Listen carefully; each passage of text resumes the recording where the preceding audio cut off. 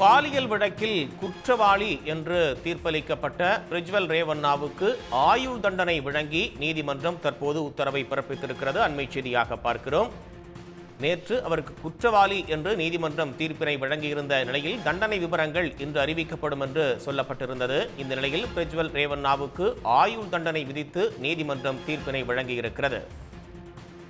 முன்னாள் பிரதமர் தேவகவுடா பேரன் பிரஜ்வல் ரேவண்ணா குற்றவாளி என்று நேற்று நீதிமன்றத்தால் தீர்ப்பளிக்கப்பட்ட நிலையில் தனது வீட்டில் பணியாற்றிய பெண்ணுக்கு பாலியல் தொல்லை கொடுத்த வழக்கில் பிரஜ்வல் கைது செய்யப்பட்டிருந்தார். அந்த வழக்கில் குற்றவாளி என்று நீதிமன்றம் தீர்ப்பளித்த நிலையில் தற்போது அவருக்கு ஆயுள் தண்டனை விதிக்கப்பட்டிருக்கிறது.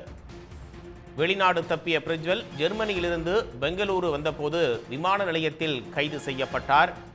பாலியல் வழக்கில் கைது செய்யப்பட்ட நிலையில் அக்கட்சியிலிருந்து அவர் இடைநீக்கம் செய்யப்பட்டார் என்பதும் குறிப்பிடத்தக்கது. பாலியல் வழக்கில் குற்றவாளி என தீர்ப்பளிக்கப்பட்ட பிரஜ்வல் ரேவண்ணாவுக்கு ஆயுள் தண்டனை விதித்து நீதிமன்றம் தற்போது தண்டனை வழங்கியிருக்கிறது. அதோடு 5 லட்சம் ரூபாய் அபராதமும் அவருக்கு விதிக்கப்பட்டிருக்கிறது. எம்பி எம்எல்ஏக்கள் மீதான வழக்குகளை விசாரிக்கக்கூடிய சிறப்பு நீதிமன்றத்தில் இந்த வழக்கு நடைபெற்று வந்த நிலையில் அந்த நீதிமன்றமானது தண்டனை விவரத்தை அறிவித்திருக்கிறது. பாலியல் வழக்கில் முன்னாள் பிரதமர் தேவகவுடாவின் பேரன் பிரஜ்வல் ரேவண்ணா குற்றவாளி என்று நீதிமன்றத்தால் நேற்று தீர்ப்பு வழங்கப்பட்ட நிலையில் தண்டனை விவரங்கள் இன்று வழங்கப்படும் என்று நீதிமன்றம் கூறியிருந்தது. அதன்படி ஆயுள் தண்டனை அவருக்கு விதிக்கப்பட்டிருக்கிறது. கர்நாடகத்தை உலுக்கிய பாலியல் வழக்கில் அதிரடி தீர்ப்பை நீதிமன்றம் வழங்கியிருக்கிறது.